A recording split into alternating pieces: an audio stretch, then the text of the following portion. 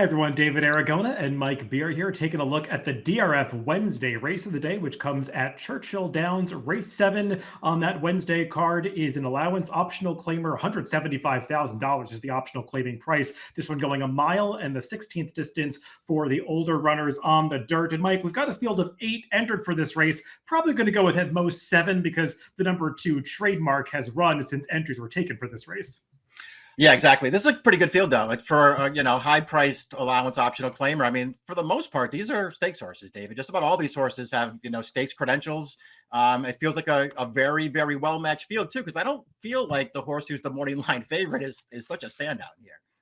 Yeah, Dragoon Guard is a horse that has graded stakes credentials. He's a grade 3 winner twice over. That was last year in the Indiana Derby and the West Virginia Derby, but he's also a horse that's gone favored in each of his last 7 starts. And based on the morning line, and I think Mike and I would agree, likely to go favored again in this spot. We'll see if that lands him in the winner's circle this time. Let's take a look at the Timeform US pace projector for this Wednesday race of the day. And Dragoon Guard does have plenty of early speed. As I mentioned at the top, the number 2 Trademark, I imagine, is going to scratch from this race. He ran just 5 days from this race at Presque Isle Downs, so I would imagine he's not going to run here. And if he comes out, it does take a little bit of speed out of this race, and I'll be interested to see how quickly they're actually going up front, Mike. I didn't see a ton of horses that looked like they wanted to be out there rolling on the lead here. So, yeah, it'll be interesting to see how some of these riders decide to play it.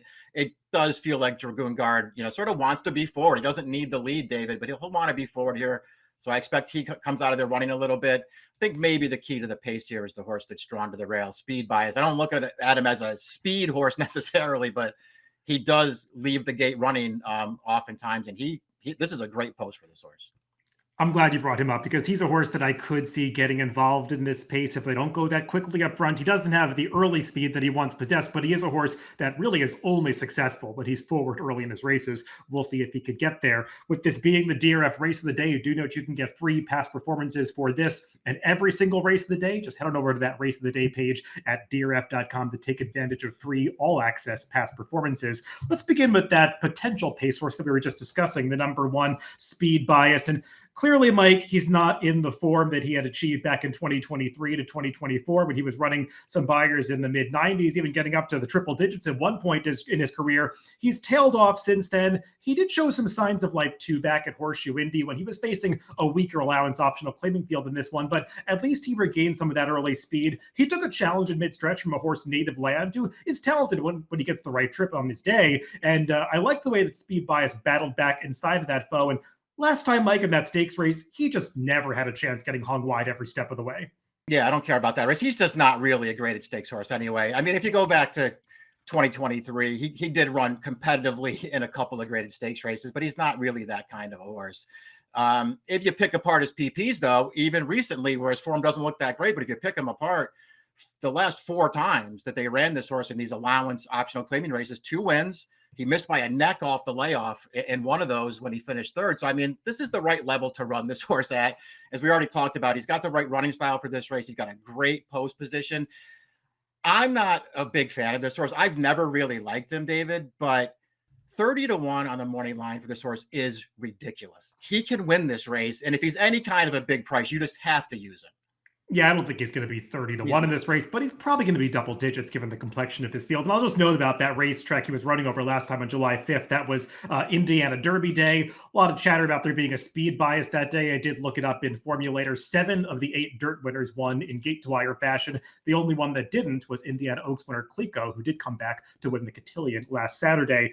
Number 2, Trademark. Probably not going to run here. Like I said, ran 5 days ago at Presque Isle. He is another horse, Mike, that at one time was a graded stakes quality performer, but he's really gone off form in the past couple seasons. Yeah, another one. If you want to go back to 2023, you'll find races that could win here. I don't like his recent form.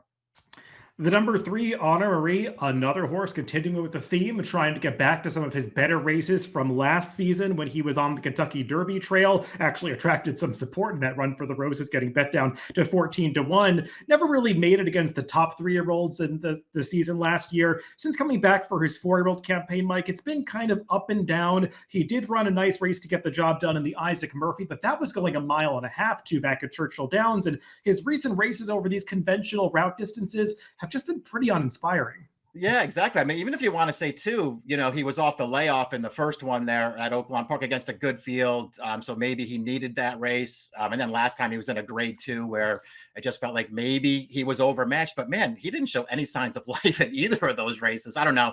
I was probably too hard on this horse as a 3-year-old, David. I really did not like him. And he ran fine, I guess, in some of those stakes races, but I just didn't like him. I thought he was not as good as maybe he looked on paper. But I was probably being too hard on him. I think this is the kind of the right spot to run this horse in and see what they have for this horse going forward. He's got Lasix on for the first time. He's apparently a new gelding.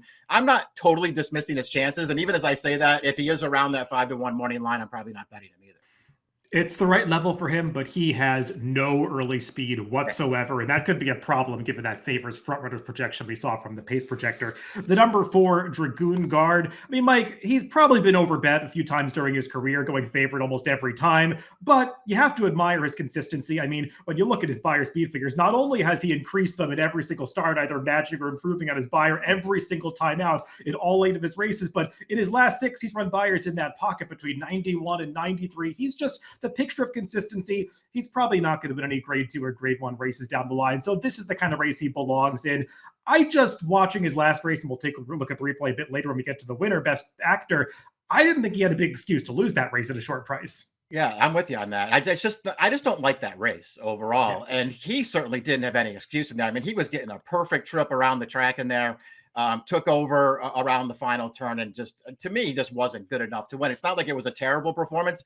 Even his race prior to that back in May off the layoff, it's not a terrible performance, but it's certainly a race that he could have won, even with the layoff and play there. You do want to see this horse break through, though. He needs to start running faster races, and I get it. This is only his 3rd start as a 4-year-old, so maybe things just haven't gone well for him, and now that he's putting races back to back, he'll finally move forward here. But I want to see him do it, especially if he's the favorite. Another horse who showed graded stakes potential in the past was the number 5, Bendoog, and actually ran well in a grade 2 event back in the summer of 2024 when he just missed to Krupe in the Suburban. Since then, he's run some nice speed figures against allowance companies, so this is definitely the right level for him, Mike. They tried the Suburban again earlier this summer. That didn't work out for him.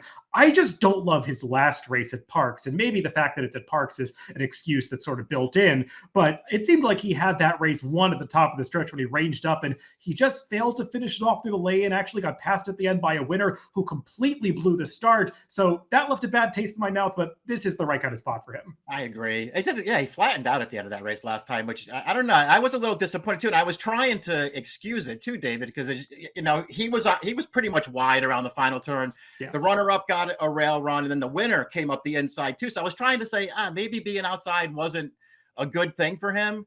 But as you've already pointed out, the winner totally blew the start in that race. You're not supposed to get beat by that horse, I don't think. I'm a Bendoog fan. I like this level for him. I like these shorter distances for him too. I know that Mott has spent a little bit of time trying longer for him, and I don't think he wants to go longer. I think he wants to go shorter. He can win here. I just didn't trust him enough to want to put him on top.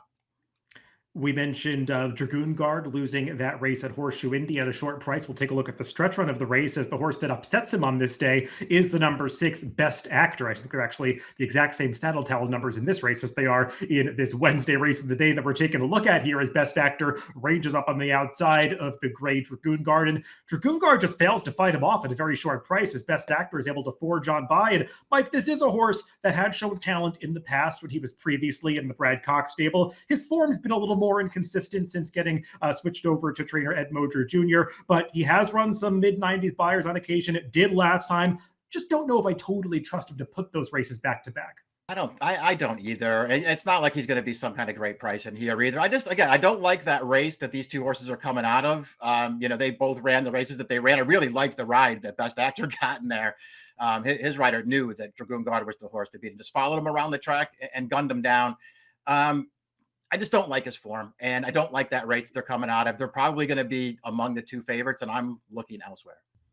The theme of horses trying to get back to prior form continues with the number 7, Warrior Johnny, who's run some races that would wallop this field in the past. I mean, he's put forward some big efforts, especially up in Saratoga during the summer, where trainer Phil Bauer has a lot of success. And since last year, Mike, his form has been a little inconsistent, and really 3 of his last 4 races he's run poorly. He's failed to even finish in a couple, the two of the last three starts, is just getting eased across the wire in two of those races. Between them, he did win a race at Prairie Meadows, not beating a field that I loved, though I will point out Cornishman, who was second in there, did come back to win a grade 3 next out.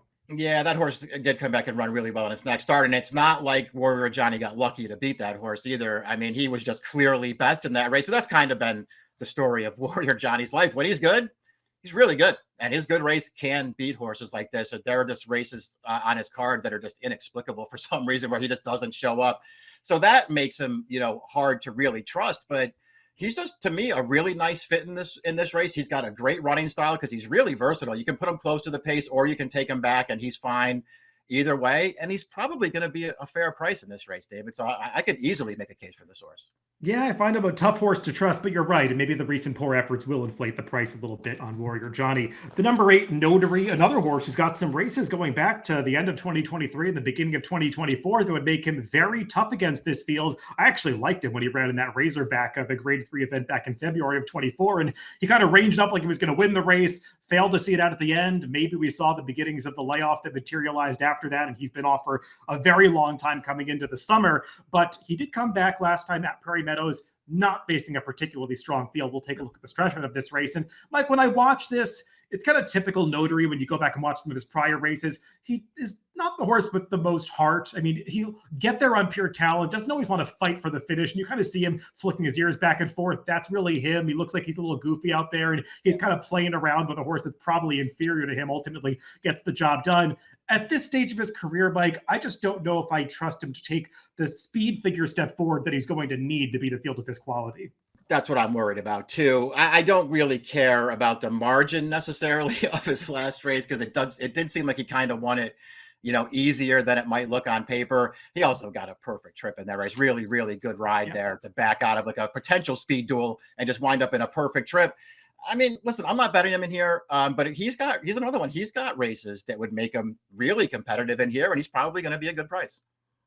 Let's go to picks for this Wednesday race of the day, the 7th at Churchill Downs. And Mike, we both have some pretty untrustworthy horses on top, but ones that have run some races in the past that would make them competitive here. And I think more recently for your horse, the number 7, Warrior Johnny, who would be tough if he gets back to that effort 2 back.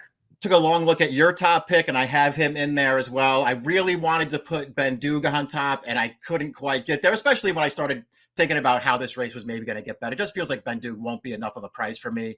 And maybe Warrior Johnny will. I don't trust him, but I know that he can beat this field. And if he gets the right trip at, around that 6-1 morning line, that's good enough for me. Yeah, this is a race where you could have 5 horses running 90+ buyers if they get back to their best form. And that means that the number 1 speed bias will not win in that scenario. But you might have a lot of horses that just don't run their best races in here because they're all really untrustworthy. And maybe speed bias gets a hustling ride from the rail, gets to the front, and gets brave like he did 2 back. At the price he's going to be, I'll take a shot with him. 1, 4, 5, 6, 2 for me, 6 for me, and 7, 5, 3, 1 for Mike in the DRF Wednesday race of the day, race 7 at Churchill Downs. Good luck if you're playing the races later this week.